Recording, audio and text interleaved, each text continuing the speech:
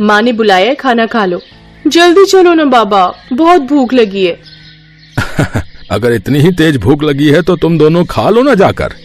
नहीं, भूख तो लगी है, पर आपके साथ ही खाना खाएंगे हम।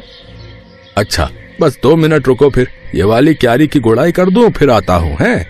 ठीक है बाबा, जल्दी करो वरना खाना ठंडा हो जाएगा। काव्या की बात सुनकर हरिया मुस्कुरा दिया और अपना काम खत्म करने में लग गया। ये कहानी हरिया की इन्हीं 2 बेटियों की है जिनके नाम थे काव्या और कीर्ति। दोनों बहनें अपने बाबा हरिया और माँ गीता के साथ गांव में रहती थी, जहां उनके घर के ठीक सामने उनका बड़ा सा खेत था और खेत के बगल में एक बड़ा सा तालाब भी था। फिर उस दिन घर जाते हुए, बाबा ये खेत तो हमारे काम का है, लेकिन ये तालाब हमारे किसी काम का नहीं है, आप इसे बेच क्यों नहीं देते? हाँ, और इसे बेचकर जो पैसे मिलेंगे उससे हम बढ़िया बढ़िया चीजें खरीदेंगे। ऐसा कभी मत करना मेरी बच्चियों, ये तालाब तुम्हारे दादाजी की आखिरी निशानी है। पता है, कई साल लगाकर उन्होंने बड़ी मेहनत से इसे खोदा था। क्या सच में अकेले ही उन्होंने इतना बड़ा तालाब खोद दिया? बातें करते हुए हरिया और उसकी दोनों बेटियां अब घर आ चुके थे। हरिया की पत्नी गीता ने उन सबके लिए खाना लगा दिया और सभी एक साथ खाना खाने बैठ गए। फिर खाना खाते हुए, बाबा आगे बताओ ना फिर क्या हुआ? अच्छा, तो तुम दोनों पूरी कहानी सुनना चाहती हो? हाँ बाबा, बताओ ना। तो फिर सुनो। एक बार की बात है, हमारे गांव में कई साल पहले भयंकर सूखा पड़ा। बड़ी मुसीबत की घड़ी थी वो, पर उस घड़ी में भी तुम्हारे दादाजी ने हार नहीं मानी। उस साल बारिश नहीं हुई थी तो किसी के पास कुछ करने के लिए था ही नहीं। फिर क्या हुआ बाबा? फिर उन्होंने सोचा कि अगली बार कभी ऐसी स्थिति बने तो हमें उसके लिए पहले ही तैयार रहना चाहिए। तो उन्होंने उठाया फावड़ा और अपने ही खेत में उसे चलाना शुरू कर दिया। सूखे खेत में बाबा? हाँ, सूखे खेत में। फिर वो फावड़ा चलाते गए। गांव वालों को लगा कि वो पागल हो गए हैं, लेकिन ऐसा नहीं था। कई महीनों तक वो अकेले ही उस खेत को खोदते रहे और फिर धीरे धीरे उसने एक बड़े से गड्ढे का रूप ले लिया, यानी वो तालाब बन गया। फिर उसमें से पानी निकला बाबा? ऐसे थोड़े ही निकल आता है पानी। फिर उन्होंने इंतजार किया। जब बारिश आई तो सब देखते ही रह गए, क्योंकि बारिश के बाद वो बड़ा सा गड्ढा सुंदर सा तालाब बन चुका था और उसमें ढेर सारा पानी जमा हो गया था। तब जाकर गांव के लोगों को समझ आया कि बाबा ने असल में बारिश के पानी का संचय किया है, जो अगले साल की बारिश तक सबके काम आने वाला था। अरे वाह, दादाजी ने तो कमाल कर दिया। अब तुम्हारे दादाजी नहीं है, लेकिन उनका दिया हुआ ये तालाब और उनकी सीख की मुसीबत की घड़ी में हार नहीं माननी चाहिए। ये आज भी हमारे साथ है बेटा। हाँ, सही कहा आपने बाबा। ओहो, अब कहानी पूरी हो गई हो तो खाना भी खा लो, सारा खाना ठंडा होने को आया है। बाबा, माँ तो बहुत गुस्से में लग रही है। कोई बात नहीं, मुसीबत की घड़ी में हार नहीं माननी चाहिए। अब जल्दी से खा लो, इससे पहले की बात हाथ से निकल जाए। हाँ। काव्या और हरिया फुसफुसाते हुए हंसने लगे। इसी तरह कई साल बीत गए। फिर एक साल उनके गांव में फिर से सूखा पड़ा। परिवार के लिए बड़ी दिक्कत आ गई। हरिया को एक बीमारी ने जकड़ लिया। गर्मी और बीमारी की वजह से हरिया और तालाब दोनों ही सूखते जा रहे थे। हरिया की तबीयत दिन ब दिन बिगड़ने लगी और फिर, माँ तुम चिंता मत करो, हम बाबा को शहर लेकर जाएंगे, उनका अच्छा इलाज कराएंगे। पर इतना पैसा कहाँ है हमारे पास? हम कर्जा ले लेंगे माँ, मैं अभी जाकर साहूकार से बात करती हूँ। वो बड़ा बदमाश है कीर्ति, बेटा जरा ध्यान से। कीर्ति गांव के साहूकार के पास पहुंची और उसे अपने घर की सारी दशा बताई। ओहो, हरिया अच्छा आदमी है, इसीलिए तुम्हें कर्जा दे देता हूँ, लेकिन बदले में क्या गिरवी रखोगी? बताओ।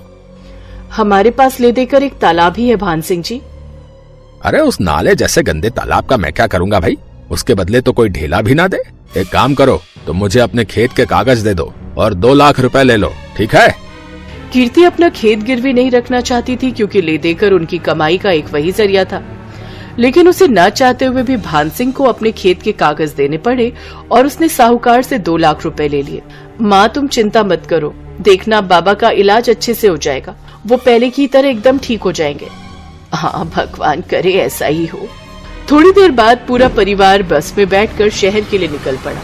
वो लोग शहर के एक बड़े अस्पताल में पहुंचे, जहां उन्हें पता चला कि हरिया की किडनी खराब है और इलाज में 4 लाख रुपए लगेंगे। अब गीता और दोनों बहनें चिंता में आ गई। उन्हें फिक्र सता रही थी कि बाकी पैसों का इंतजाम कैसे होगा। तभी कीर्ति, तू एक काम कर, तू काव्या को लेकर गांव जा। वहाँ छोटे वाले कमरे में एक पुराना संदूक है, उसमें मेरे चांदी के कुछ गहने हैं, जल्दी से वो सब लेकर आ जा।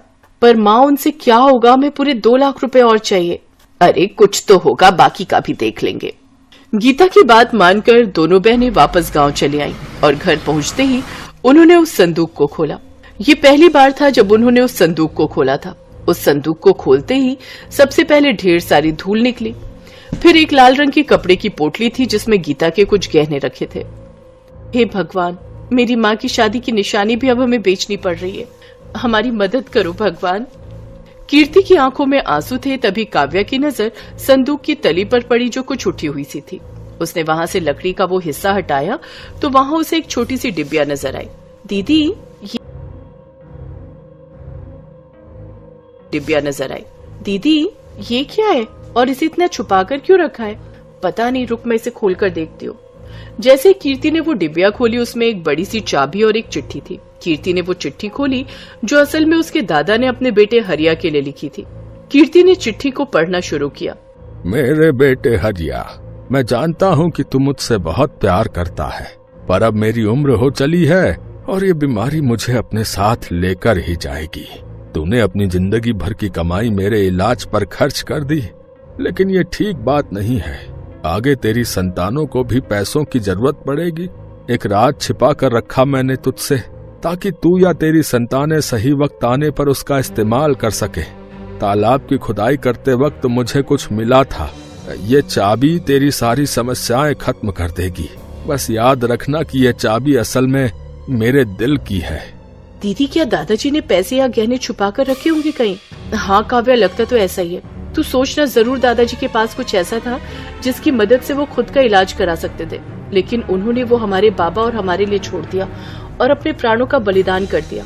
पर सवाल ये है कि क्या बाबा को इस बारे में कुछ पता नहीं चला? कैसे पता चलता? कितना छुपा कर तो रखी थी ये डिबिया दादाजी ने। वो तो पता नहीं कैसे मेरी नजर पड़ गई इस पर। लेकिन दीदी, ये चिट्ठी के आखिर में किस तरह की पहेली है? अब हम दादाजी का दिल निकाल कर कहाँ से लाएं? बुद्धू वो किसी तरफ इशारा कर रहे हैं। उन्होंने कहा कि ये चाबी मेरे दिल की है। इसका मतलब कोई ऐसी चीज जो उनके दिल के सबसे करीब थी। उनके दिल के सबसे करीब तो बाबा हैं, पर बाबा में चाबी थोड़ी ही लगेगी। कुछ और सोच।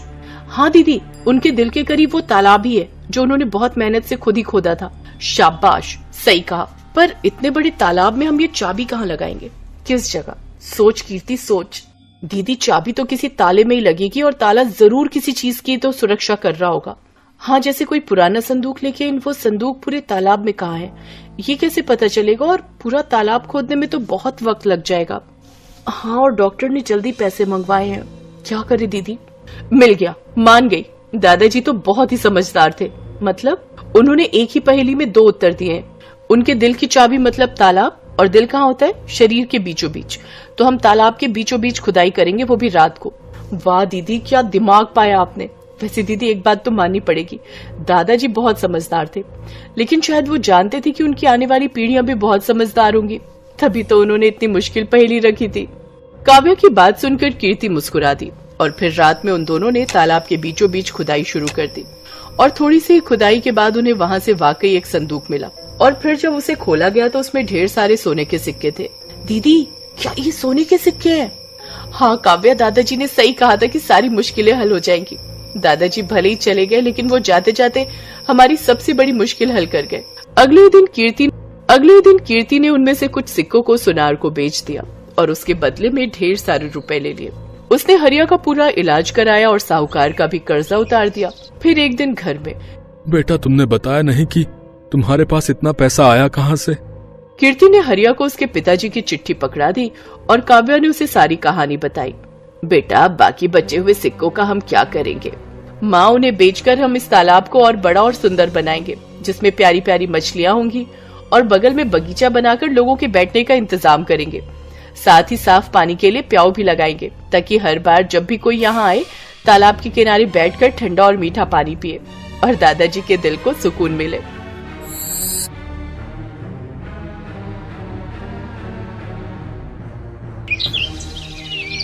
बंटी और बबली दोनों सगी बहनें, दोनों ही एक नंबर की चालाक थी। वो बूढ़ी औरतों का भेष बनाकर अलग अलग गांव में जाती थी और जहाँ भी सीधी साधी अमीर सेठानी औरतें दिखाई दे उनको ठग लेती थी। अरे मोरी मैया, ये तो सच में जादू हो गया। मुझे भी कोई ऐसी दवाई दे दो। मैं तो बिल्कुल ऐसी 20 साल की जवान लड़की बनना चाहती हूँ। मेरे पति तो मुझे पसंद ही नहीं करते, हमेशा मुझे बुढ़िया बुढ़िया कहकर चिढ़ाते रहते हैं। सही कह रही हो बहन, मेरे पति भी मुझे ऐसे ही सुनाते हैं कि तू तो अब बूढ़ी हो गई है, तेरे ऊपर कुछ पहना ओढ़ा अच्छा नहीं लगता। अब दिखाऊंगी मैं कितनी सुंदर लगती हूँ। वैसे ये दवाई खाकर हम कितने दिन में जवान हो जाएंगे? बस एक बार ये 1 हफ्ता दवाई खा लो, उसके बाद आने वाले 1 हफ्ते के अंदर तुम्हारे अंदर बदलाव आ जाएगा। पर ये दवाई महंगी है, इतना याद रखो, 51,000 रुपए का शगुन डालना पड़ता है तब ये दवाई मिलती है और तभी ये अपना असर दिखाती है। अब तुम पांचों अगर जवान होना चाहती हो तो कल 51,000 रुपए ले आओ और ये दवाई ले जाओ। अरे वो तो कोई दिक्कत नहीं है, पैसों की चिंता तुम ना करो, हम कल ही ले आएंगे। पर मेरी तो अब बहन की लड़की की शादी है, मैं सोच रही हूँ कल से दवाई शुरू कर दूं। हाँ, आप कल से ही दवाई शुरू कर दो, तभी आप मेरी तरह सुंदर बन पाओगे। ठीक है, तो फिर हम सब कल पैसे लेकर आ जाएंगे, तुम हमें दवाई दे देना। मोहनपुर गांव की सारी अमीर बड़े घर की औरतें बंटी और बबली के झांसे में आ जाती हैं और उनसे दवाई खरीद लेती हैं। बंटी और बबली तो अपना काम करके उन औरतों को ठग कर कब का वहाँ से रफू चक्कर हो चुकी थी, पर मोहनपुर गांव की औरतें अपना सिर पीटती रह गई। उनके घर में सभी उन्हें डांटने लगे। अरे तुम पागल हो क्या? तुम्हारी उम्र हो गई, बाल पक गए, पर अक्ल अभी भी बच्चों वाली है। ऐसे भला दवाई लेकर कोई इतना जवान हो जाए कि 20 साल की लड़की बन जाए? तुम्हें क्या हो गया था? बताओ, फालतू के पैसे खराब हो गए और वो औरतें तुम्हें ठग कर चली गईं। अरे मुझे अकेली को क्यों डांट रहे हो? सब किया धरा उस सुशीला का है, वही मुझे उन औरतों के पास ले गई थी। पर मुझे अभी तक समझ में नहीं आ रहा है कि उनमें से एक बूढ़ी दादी और वो उसकी पोती, क्या जो हमें पागल बना रही थी वो दादी पोती है क्या? तुम यहाँ अपना गणित लगाती रहो और वो दोनों राम जाने किसी और को लूट रही होंगी। बिल्कुल सही। बंटी और बबली अब सीतापुर गांव में पहुंच चुकी थी। अब उनका अगला निशाना यहाँ की अमीर घर की औरतें। बंटी, चल अगला निशाना ढूंढते हैं, थोड़ा गांव में घूम आए। ठीक है, पहले इन सब का विश्वास भी तो जीतना होगा। अरे वो तो हमारे बाएं हाथ का खेल है। बंटी और बबली 2 बुढ़िया बनकर सीतापुर गांव में घूमने लगी। वो एक चौपाल के पास से गुजरी, वहाँ कुछ बड़े घर की औरतें बैठी हुई आपस में गप्पे मार रही थी। बंटी और बबली जानती थी कि ये सही मौका है। अरे लाजवंती, कितने दिन में मैं जवान हो जाऊंगी? दवाई की 5 खुराक तो मैंने खा ली है। सुमित्रा, तुझे सब्र नहीं है। मैंने तुझे कहा ना, तू देखना सुंदर लड़की में ना बदल जाए तो मेरा नाम बदल देना। मैंने भी वो दवाई शुरू कर दी है। अरे हम जैसी बहुत बूढ़ी औरतें उस दवाई को खाकर जवान हुई हैं। ये दोनों बुढ़िया औरतें गांव में नई दिखाई दे रही हैं, पर ये किस दवाई की बात कर रही हैं? जरा पूछ तो। अरे बहन जी, जरा रुकना, आपको इस गांव में पहली बार देखा है, आप ये किस दवाई की बात कर रहे हो? जी नमस्ते, हम दोनों तो बूढ़े से जवान होने की दवाई की बात कर रहे हैं। हम वो दवाई खा रहे हैं। अब बूढ़े शरीर से काम नहीं होता, उम्र हो चली है, शरीर कमजोर हो गया है। हमें किसी ने दवाई दी थी कि इसको खाने से हम बहुत जल्दी जवान लड़की बन जाएंगे, तो हम इसी बारे में बात कर रहे हैं। हाय हाय हाय, सचमुच बुढ़ापा झेला ही नहीं जाता। कभी कोई बीमारी शरीर को घेर लेती है तो कभी कोई। हमसे अब बुढ़ापा सहन नहीं होता, इसलिए हम जवान होने की दवाई खा रहे हैं। अच्छा, तो उससे कोई भी जवान हो सकता है? अगर हम लोग वो दवाई खाएं, क्या तुम हमें भी वो दवाई दे सकती हो? हाँ, क्यों नहीं, वो दवाई तो हम जरूर दे सकते हैं। उसके लिए 51,000 रुपए देने होंगे, वो शगुन होता है। हाँ ठीक है, पर पहले आप हमें इस बात का सबूत दो कि वो दवाई सचमुच हमें जवान बना देगी। मेरी दवाई को 5 दिन हो चुके हैं, बस कल एक दवाई और लेनी है, फिर परसों मैं तुम्हें एक जवान लड़की के रूप में दिखाई दूंगी। ठीक है, तो फिर हम परसों ही दवाई खरीदेंगे। पहले तुम्हें देख तो ले, आजकल चोर उचक्के बेईमान ठग बहुत लूटने लगे हैं। अरे तो ठीक है, आप जब परसों सुमित्रा को लड़की के रूप में देखोगे तभी आपको विश्वास होगा।